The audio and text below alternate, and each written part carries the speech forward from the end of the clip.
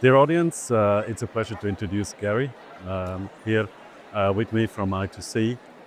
He's General Manager for AP and Middle East and Africa at i2c. My name is Hanspeter. I'm the Managing Director of the APAC region of Netcetera. So, Cary, can you tell us a little bit about i2c in a few sentences? 100%. So we're an issuer processor. We're a global service provider. We own and operate our own technology stack in a SaaS model. We're on every continent. We have 150 customers, a mix of banks and fintechs. We are a fully digitally enabled platform with some 350 APIs exposed for consumption into digital environments. And we support all card types: credit, debit, prepaid, commercial, and virtual cards. How do you see the value chain of payment evolving, and how do customers make smart decisions when they select such kind of partners? Great question. Well, so I think a couple of trends are clear. The focus is on digital. So digital enablement is a priority. One of the strengths of the i2c platform, as I mentioned, is that we have some 350 APIs exposed to the platform. If a digital strategy and a digital first strategy is paramount, then that's the way we support.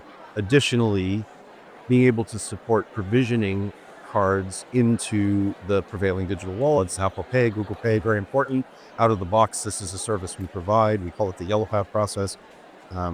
What you've typically seen in your user experience, where you would provision your card, you would get a second factor authentication, and then you are immediately able to use your cards. This is what we're certainly seeing as a part of the trend of our space in the industry. Beyond that, I think there are a number of things. We're seeing a lot of consolidation, convergence of technology. It's getting more and more difficult to distinguish between issuers and acquirers in the traditional sense of the four-party model. Really very much a digital-first approach is what we're seeing.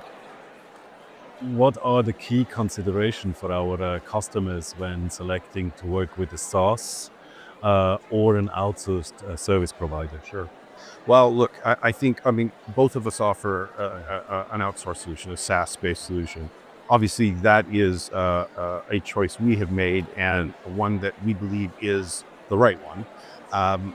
When our customers look to make a change of card management system, or even just focusing on single programs, they have a few decisions to make. I think first and foremost is, what are the budgets? Secondly, what are they looking to achieve, and can they do it with their existing legacy platforms, or is there a gap that exists? If there's a gap, what is their best choice forward? We have seen historically it being a bit of a challenge for legacy platforms to, for instance, digitally enable. If speed to market is a part of the proposition, which, of course, is becoming more and more the case, we would make the argument that a SaaS model, an outsourced model, will absolutely address that much better than potentially a legacy platform will. It really is about, ultimately, what are your timelines? What are your budgets? What are you looking to achieve? Are you looking to innovate, or are you looking to launch something that you've already done, possibly refresh that?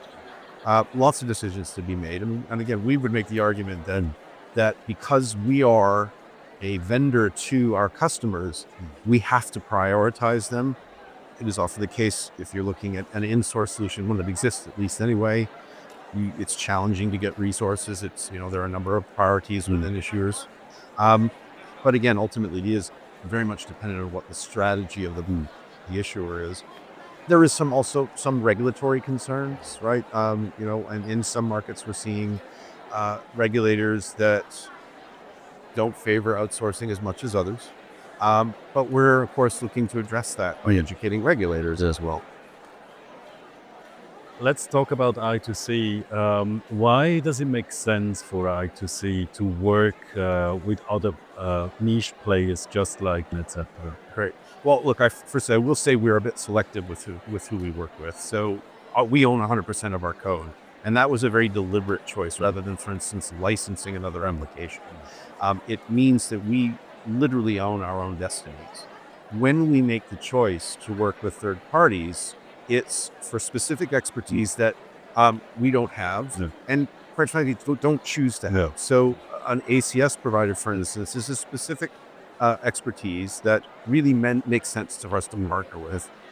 Other examples would be, FX service providers, a tie-up with Bloomberg, for instance, to get real-time rates.